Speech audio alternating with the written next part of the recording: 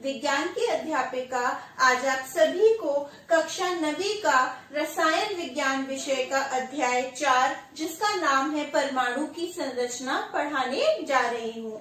हम इस अध्याय को 2 भाग में पढ़ेंगे। तो आज हम सबसे पहले इसका पहला भाग शुरू करने जा रहे हैं जिसमें हम इन मुख्य शिक्षण बिंदुओं पर चर्चा करेंगे। सबसे पहले हम बात करेंगे परमाणु के अपरमाणुक कण, उसके बाद अपरमाणुक कण की खोज और उसके बाद हम एंड में देखेंगे परमाणु मॉडल जिसमें हम 3 मॉडल पर डिटेल में चर्चा करेंगे। सबसे पहला मॉडल हमारा होगा थॉमसन मॉडल, उसके बाद रदरफोर्ड मॉडल और आखिर में हम बात करेंगे बोर मॉडल की। आइए अध्याय का ये भाग प्रारंभ करते हैं। पिछले अध्याय में हम पढ़ चुके हैं कि पदार्थ अणु और परमाणु से मिलकर बने होते हैं और पदार्थ का अस्तित्व उन्हीं परमाणुओं के कारण होता है जिनसे मिलकर वो बना होता है। साथ ही हमने अपने पिछले अध्याय में डाल्टन का परमाणु सिद्धांत भी पढ़ा था और जिसमें एक बहुत महत्वपूर्ण बिंदु थी कि ये जो परमाणु होता है ये अविभाज्य होता है, यानी ये खुद ही सूक्ष्मतम कण है और ये किन्हीं और छोटे कणों से मिलकर नहीं बना होता। लेकिन जैसे जैसे आगे खोज हुई, जैसे जैसे आगे रिसर्चेस हुई, वैसे वैसे पता चला कि ये जो परमाणु है ये अविभाज्य नहीं है बल्कि ये तो खुद छोटे छोटे कणों से मिलकर बना है और उन कणों को हम कहते हैं अपरमाणुक कण। ये और कुछ नहीं, ये आवेशित कण होते हैं। परमाणु हमारा कितने प्रकार के कणों से मिलकर बना होता है? 3। तो वही लिखा है यहाँ और वही आज का हमारा पहला टॉपिक है, परमाणु के अपरमाणुक कण। परमाणु के 3 प्रमुख कण होते हैं। कितने? 3। और उन 3 का नाम क्या है? बहुत इंपॉर्टेंट। सबसे पहला इलेक्ट्रॉन, फिर एक प्रोटॉन और तीसरा अपरमाणुक कण है हमारा न्यूट्रॉन।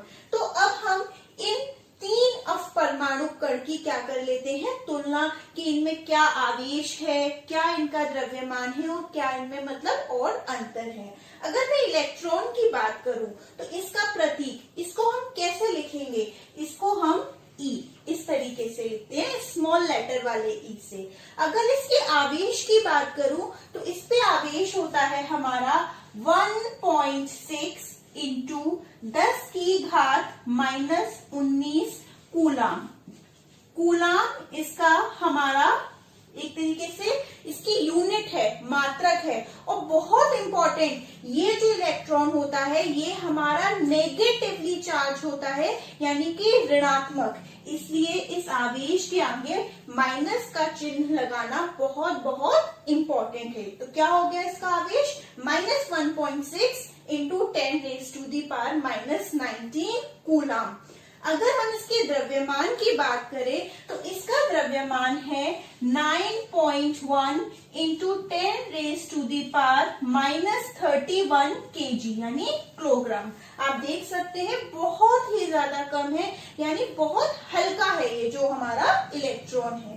खोजकर्ता किस वैज्ञानिक ने इसकी खोज करी थी? J Thomson. अगर मैं सन की बात करूं तो लगभग 1897।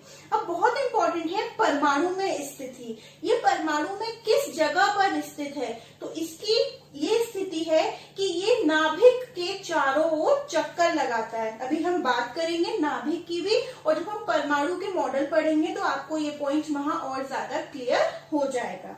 अब हम बात करते हैं अपने दूसरे अपरमाणुक कण प्रोटॉन। अगर मैं प्रोटॉन की बात करूं तो इसका प्रतीक है स्मॉल p। किससे लिखते हैं हम इसको? स्मॉल p से। आवेश की बात करूं तो ये हमारा पॉजिटिवली चार्ज है यानी कि धनावेश और बिल्कुल वही चार्ज है जो इलेक्ट्रॉन पे था। फर्क सिर्फ इतना है कि उसके आगे हमारा नेगेटिव का साइन था, यहाँ हमारा ये कैसा है? Positively charge. तो वही रहेगा 1.6 इंटू 10⁻⁻19 कूलाम। आप चाहे तो इसके आगे प्लस लगा सकते हैं और नहीं भी लगाएंगे तो हमें ये अंडरस्टूड है कि ये हमारा कैसा है? प्लस में। अब देखिए प्रतीक ये क्या था इसका E, लेकिन हमारा इलेक्ट्रॉन क्या है नेगेटिवली चार्ज ऋणात्मक, तो हम इसको कई बार ऐसे E और इसके ऊपर नेगेटिव का चार्ज लगा देते हैं, तो इससे हमें पता चल जाता है इलेक्ट्रॉन क्या है हमारा नेगेटिवली चार्ज। और सेम ठीक इसी तरीके से प्रोटॉन हमारा पॉजिटिवली चार्ज है, तो कई बुक्स में इस तरीके से P प्लस भी है, तो ये इंडिकेट कर रहा है कि प्रोटॉन हमारा कैसा है पॉजिटिवली चार्ज यानी कि धनावेश। अब अगर मैं प्रोटॉन के द्रव्यमान की बात करूं तो इसका द्रव्यमान है 1.67 इंटू 10⁻⁻27 kg। आप देख सकते हैं इलेक्ट्रॉन और प्रोटॉन के द्रव्यमान में कितना अंतर है। अगर तुलना की जाए दोनों की तो एक तरीके से जो इलेक्ट्रॉन का द्रव्यमान है वो तो बहुत नेग्लिजिबल हो गया यानी नगण्य हो गया, एक तरीके से हम बहुत सरल शब्दों में कहें तो शून्य हो गया उसके सामने। लगभग ये हमारा प्रोटॉन का जो द्रव्यमान है इलेक्ट्रॉन से 2000 गुना अधिक होता है। अगर मैं प्रोटॉन के खोजकर्ता की बात करूं तो इसकी खोज किस वैज्ञानिक ने की थी, गोल्डस्टीन ने। और परमाणु में इसकी स्थिति ये है कि जो परमाणु में हमारा नाभिक होता है ये उसके अंदर स्थित होता है, तो वही लिखा है नाभिक के अंदर स्थित। अब हम हमारे आखिरी अपरमाणु कण न्यूट्रॉन की बात करते हैं। न्यूट्रॉन को हम स्मॉल n से लिखते हैं। और आवेश की बात करूं तो ये न्यूट्रॉन हमारा कैसा है उदासीन, तो इस पे क्या है हमारा जो आवेश है शून्य, क्या है शून्य। अगर मैं कहूं तो कितना 0, क्योंकि ये कैसा है उदासीन। अगर द्रव्यमान की बात करूं तो जितना प्रोटॉन का द्रव्यमान है लगभग बिल्कुल उसी के अप्रोक्सीमेटली हमारा न्यूट्रॉन का भी है 1.67 इंटू 10⁻⁻27 किलोग्राम। इसकी खोज की बात करूं तो इसकी खोज करी थी चैडविक नामक वैज्ञानिक ने, जिनका पूरा नाम था जेम्स चैडविक। बहुत ज्यादा लेट हुई इसकी खोज न्यूट्रॉन, इसका कारण ये है कि इसका जो एक तरीके से नेचर है वो कैसा है उदासीन, तो खोज करने में थोड़ा सा टाइम लगा। और ठीक प्रोटॉन की तरह इसकी स्थिति भी क्या है नाभिक के अंदर स्थित। जैसे कि हमारा न्यूट्रॉन पर कोई आवेश नहीं है तो हम इसको कई बार n0 भी लिखते हैं। ये क्या बता रहा है कि ये कैसा है उदासीन, और इस पर जो आवेश है वो क्या है शून्य। अब एक क्वेश्चन है, माना कि कोई एक परमाणु है उस पर एक इलेक्ट्रॉन है और एक ही क्या है उस पर प्रोटॉन, तो उस पर ओवरऑल आवेश क्या होगा। मैंने कहा एक इलेक्ट्रॉन कितना है एक, और प्रोटॉन भी कितना है एक। अब हम क्या बताना है हमको इस पे ओवरऑल आवेश, तो हम इलेक्ट्रॉन का आवेश लिख सकते हैं एक तरीके से -1, क्योंकि क्या है उस पे माइनस, और प्रोटॉन पे क्या आवेश होगा 1 होगा, लेकिन वो कैसा होगा एक तरीके से प्लस, क्योंकि सेम है ना, तो हमने इसको -1 मान लिया है और इसको +1। तो आप देखेंगे ये माइनस और ये प्लस करके, तो ऐसे परमाणु क्या होगा हमारा उदासीन। क्यों? क्योंकि जो चार्ज है वो बराबर है, बस उनके साइन जो है वो अलग है। इलेक्ट्रॉन हमारा ऋणात्मक है और प्रोटॉन हमारा धनावेश है। अगर एक और मैं प्रश्न करूं कि कोई एक परमाणु है और इस बार हमारे जो इलेक्ट्रॉन है मान के चल लीजिए वो कितने हैं 3 इलेक्ट्रॉन है, तो क्या आ जाएगा -3। और मैंने कहा प्रोटॉन उस पे कितने हैं 2, तो 2 आ जाएंगे, लेकिन क्या प्लस का। अब इस पे ओवरऑल चार्ज क्या होगा, तो आप देख सकते हैं -1, यानी ऐसा परमाणु हमारा क्या होगा ऋणात्मक होगा, उस पे -1 यूनिट का चार्ज होगा। हमारा नेक्स्ट टॉपिक है अपरमाणु कण की खोज। वैसे तो ये टॉपिक आपके 9th क्लास के हिसाब से इतना इम्पोर्टेंट नहीं है, बस मैं एक इसका छोटा सा इंट्रोडक्शन देना चाहूंगी। सबसे पहले जैसा कि हम जानते हैं कि हमारा अपरमाणु कण कौन सा है इलेक्ट्रॉन, और उसकी खोज किसने की थी थॉमसन ने। तो उन्होंने क्या किया, ये एक एक्सपेरिमेंटल सेटअप है जिसको हम CRT एक्सपेरिमेंट भी कहते हैं, कैथोड रे ट्यूब एक्सपेरिमेंट। उन्होंने क्या किया, एक ग्लास ट्यूब की क्या ली विसर्जन नलिका, जिसे हम डिस्चार्ज ट्यूब भी कहते हैं, और उसके अंदर 2 धातु की प्लेट ली और जिस प्लेट को उन्होंने बैटरी के, ये आप देख सकते हैं बैटरी है, नेगेटिव टर्मिनल से कनेक्ट किया, उसको उन्होंने क्या कहा, कैथोड, और जो हमारे बैटरी के पॉजिटिव टर्मिनल से कनेक्ट है उसका क्या नाम है, एनोड। और यहाँ पर उन्होंने अंदर के प्रेशर को कंट्रोल करने के लिए एक पंप लगा दी, निर्वात पंप। उन्होंने जैसे ही बहुत ज्यादा वोल्टेज पर विद्युत पास किया, इलेक्ट्रिसिटी पास की, और जो प्रेशर था वो लो रखा, कम रखा, तो उन्होंने देखा कि कैथोड वाली जो धातु की प्लेट थी उससे कुछ किरणें निकली। क्या निकली, उससे कुछ किरणें निकली, एक विकिरण निकला, और इस विकिरण को उन्होंने क्या नाम दिया, कैथोड रे कह सकते हैं, या कैथोड किरणें। क्या निकली, बहुत सारी किरणें निकली जिनको नाम दिया कैथोड किरणें, क्योंकि ये कहाँ से निकली थी, कैथोड से। जब देखा गया कि ये कैथोड किरणें किससे मिलकर बनी हुई है, तो पता चला ये कैथोड किरणें कैसे कण से मिलकर बनी हुई है, नेगेटिव कण से, और उन कण को नाम दिया गया इलेक्ट्रॉन। तो इस प्रकार हमारी किसकी खोज हो गई, इलेक्ट्रॉन की। कैथोड किरणें, और वो जिस कण से बनी हुई है वो ऋणात्मक है, नेगेटिवली चार्ज है, और वो कण क्या है, हमारे इलेक्ट्रॉन। अब प्रोटॉन की खोज किसने की, गोल्डस्टीन ने। गोल्डस्टीन ने बिल्कुल इसी तरीके का एक्सपेरिमेंटल सेटअप रखा, बस उन्होंने क्या किया, ये जो कैथोड है उसकी प्लेट में छिद्र कर दिए, होल कर दिए, जिसे हम कैनाल कहते हैं, छोटे छोटे यानी कि छिद्र, इस प्रकार छिद्र कर दिए, छिद्र वाली उन्होंने कैथोड ले ली, बिल्कुल सेम रखा सब कुछ। अब उन्होंने देखा कि कैथोड के जो होल है उसके पीछे से कुछ किरणें निकल रही हैं। अब कहाँ से निकल रही है, पीछे से, और इन किरणों को उन्होंने नाम दिया एनोड किरणें, एनोड किरणें। और इनका एक और नाम है जिसे हम कहते हैं कैनाल रे।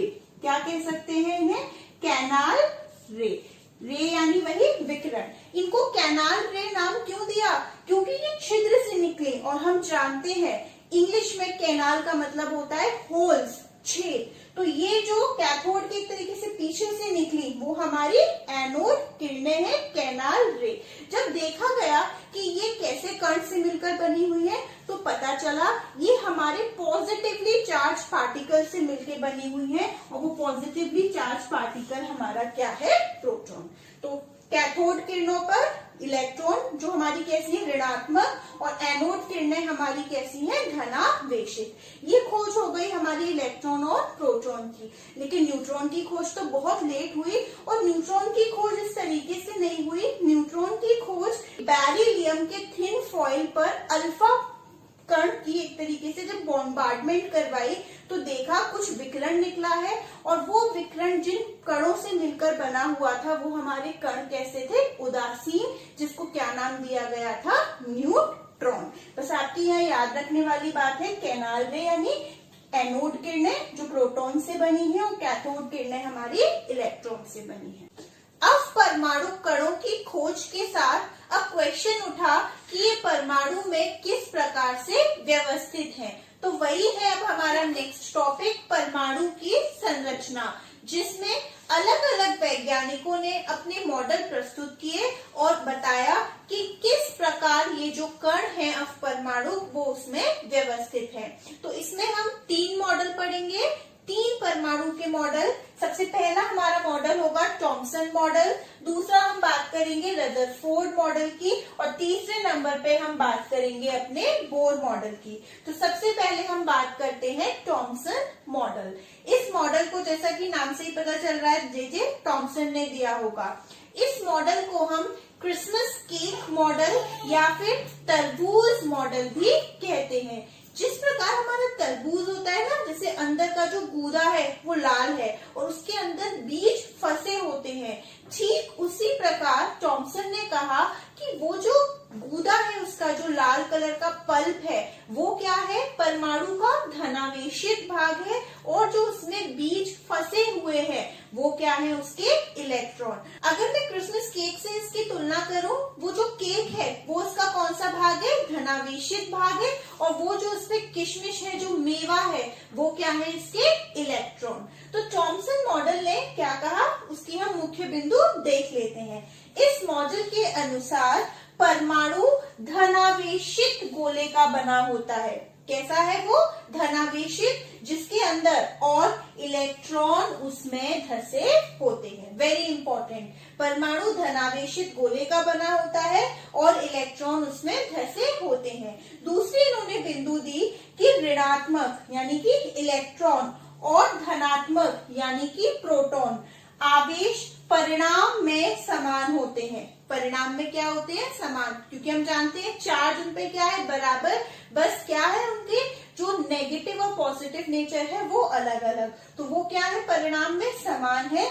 इसलिए परमाणु वैद्युतीय रूप से कैसा होता है, उदासीन। दोनों ही पॉइंट बहुत ज्यादा इंपॉर्टेंट है। आप चित्र देख सकते हैं, वो क्या है, उसका धनावेशित गोला, और इसके अंदर जो फंसे हुए हैं वो आपके क्या रिप्रेजेंट कर रहे हैं, इलेक्ट्रॉन। लेकिन अब इस मॉडल की कमी थी।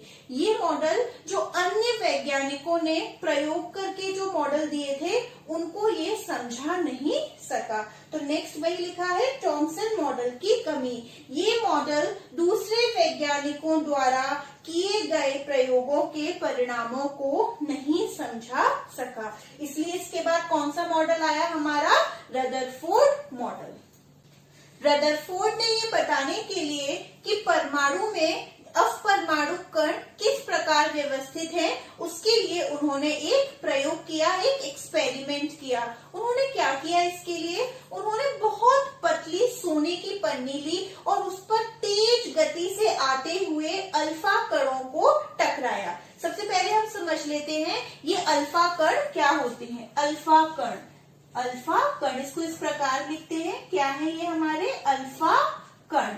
अल्फा कण और कुछ नहीं, ये हमारा है हीलियम का नाभिक, और कुछ नहीं, क्या है ये, हीलियम का नाभिक। उन्होंने जब इन अल्फा कण को टकराया, उस पर थिन शीट जो थी हमारी गोल्ड की, सोने की पन्नी, तो उन्होंने तीन चीज देखी कि वहां पर तीन घटनाएं हो रही हैं। मान के चलते हैं हम, इस चित्र में से हमने सोने का जो पत्र है, जो पन्नी है, उसका एक परमाणु ले लिया इस प्रकार, और जैसे ही इस पे उन्होंने अल्फा कणों की बौछार की, आप देख सकते हैं, तो बहुत सारे अल्फा कण क्या थे, बिल्कुल सीधे निकल गए। आप चित्र में भी देख सकते हैं कैसे निकल गए, वो बिल्कुल सीधे चले गए, यानी वो बिल्कुल भी अपने मार्ग से भटके नहीं, उनमें किसी प्रकार का विक्षेपण नहीं हुआ। कैसे निकल गए, बिल्कुल सीधे। लेकिन बहुत कम अल्फा पार्टिकल जो थे वो अपने रास्ते से थोड़े से विक्षेपित हो गए,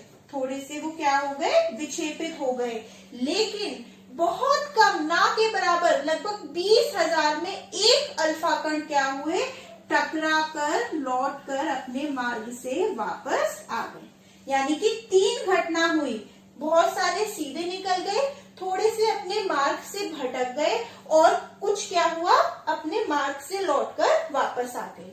अब वो सोच में पड़ गए कि ऐसा क्यों हुआ। तो ऐसा इसलिए हुआ, आप देख सकते हैं सीधे निकलने का कारण क्या रहा होगा कि ये जो बहुत सारा हिस्सा है परमाणु का वो कैसा है, खोखला, तभी तो कोई बिल्कुल सीधा निकल गया। तो पहला निष्कर्ष उनकी सीधे निकलने का क्या रहा कि परमाणु का अधिकतर भाग कैसा है, आपका खोखला।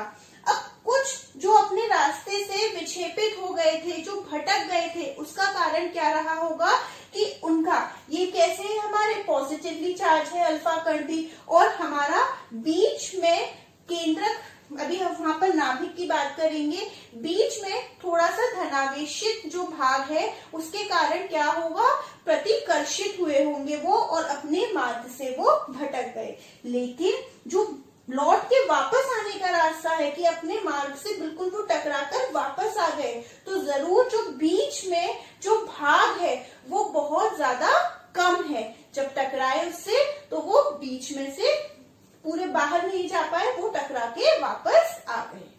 तो इस एक्सपेरिमेंट पर रदरफोर्ड ने क्या हमारे परिणाम निकाले, वही यहाँ लिखा हुआ है।